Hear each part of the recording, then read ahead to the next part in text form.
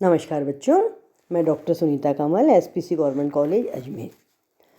छात्रों, आज हम लोग जो वीडियो डिस्कस करने जा रहे हैं उस वीडियो का टॉपिक है आपके प्राचीन भारत के इतिहास में जो प्राचीन भारतीय शिक्षा के प्रमुख केंद्र हुआ करते थे, उसी को लेके हम लोग आज नालंदा विश्वविद्यालय पर आपका वीडियो बना रहे हैं।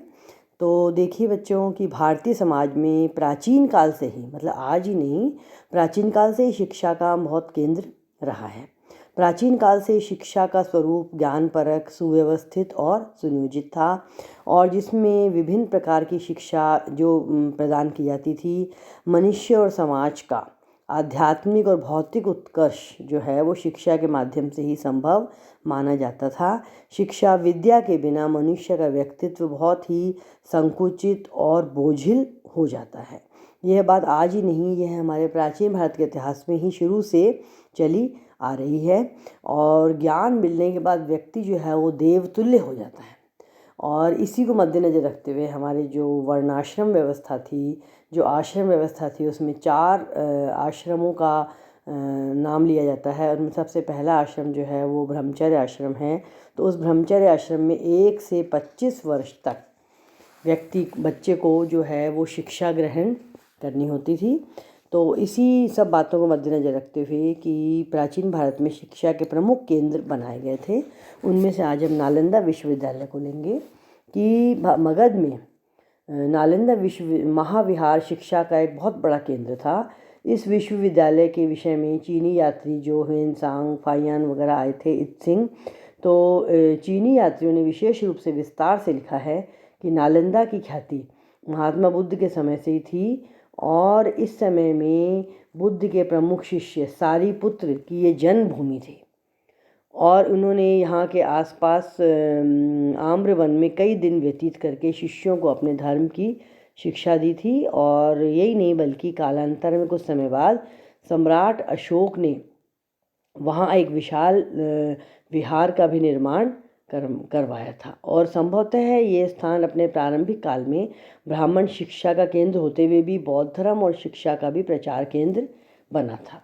और इसकी ख्याति जो थी 5वीं शताब्दी के मध्य में बहुत ज़्यादा हुई, और बौद्ध विद्वानों ने नालंदा में जाकर विख्यात शास्त्रार्थ में ब्राह्मण पंडित को शास्त्रार्थ में पराजित किया था।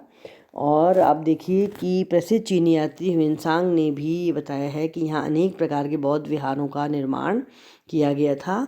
और नालंदा शिक्षण संस्था में प्रवेश पाने के इच्छुक विद्यार्थियों के लिए बहुत कड़े नियम थे। ऐसे प्रवेश के इच्छुक विद्यार्थी पहले एक परीक्षा देनी पड़ती थी उनको, और ये परीक्षा द्वार पंडित लेता था। और महाविहार के प्रवेश द्वार को लांघने के लिए इस द्वार पंडित की परीक्षा में उत्तीर्ण होना अनिवार्य था, और ये परीक्षा बहुत ही कठिन थी। ह्वेनसांग के अनुसार प्रवेश द्वार पर 8-10 विद्यार्थी असफल हो जाते थे, केवल 1 या 2 सफल हो पाते थे।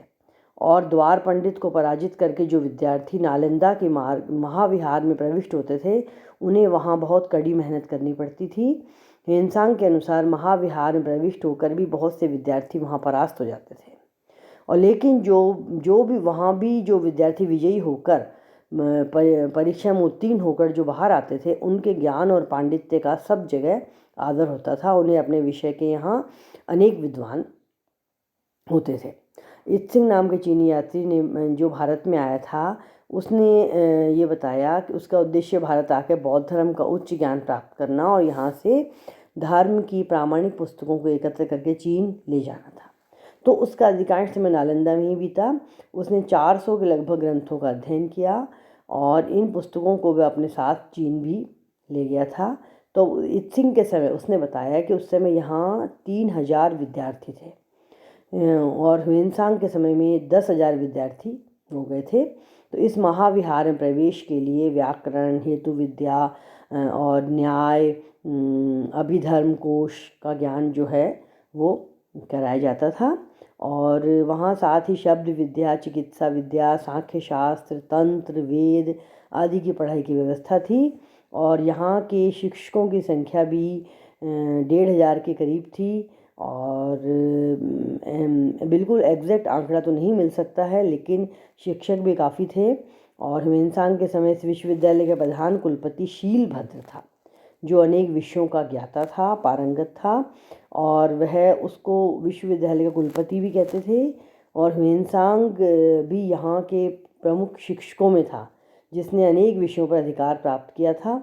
और सुदूर प्रदेश और विदेशों से विद्यार्थी यहाँ की शिक्षा प्राप्त करते थे। चीन, तिब्बत, कोरिया आदि विदेशों से, आदि जगह से जो है वो शिक्षा ग्रहण करने के लिए आया करते थे। और इन सब का चरित्र बहुत सर्वथा उज्ज्वल और निर्दोष था। सदाचार के नियमों का पालन करना होता था और सच्चाई और तत्परता से इसका पालन करते थे। और भारत के सब प्रदेशों से, दूर दूर से शिक्षक और विद्यार्थी दोनों आया करते थे। नालंदा महाविहार में विद्यार्थियों के अध्ययन के लिए धर्म यज्ञ नामक विशाल पुस्तकालय था और 3 विशाल उसकी इमारतें हुआ करती थी।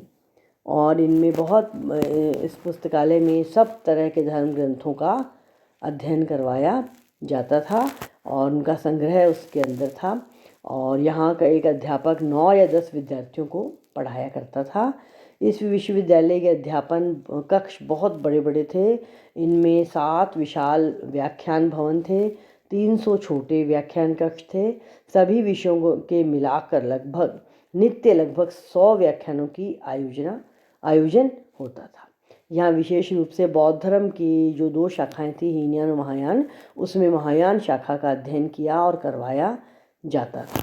यहाँ पर बहुत से विहार और महायानी शाखा के थे। यहाँ पाली भाषा की शिक्षा अनिवार्य रूप से प्रदान की जाती थी, जिसमें नागार्जुन, बसुवंत, असंग, धर्म कीर्ति आदि ऐसे ही महायानी विद्वान थे, जिन्होंने शिक्षा केंद्र से अपने को उन्नत किया था। और ह्वेनसांग ने भी ऐसे अनेक विद्वान आचार्यों का उल्लेख किया है। ह्वेनसांग और इत्सिंग के अलावा अनेक विदेशी विद्वान नालंदा में उच्च शिक्षा प्राप्त करने आए थे। और नालंदा महाविहार 11वीं शताब्दी तक भारत का प्रधान शिक्षा का केंद्र था। उस समय अन्य विश्वविद्यालयों की स्थापना भी हो गई थी। हम अगले वीडियो में देखेंगे अन्य विक्रमशिला विश्वविद्यालय का परिचय हम अगले वीडियो में आपको देंगे। धन्यवाद।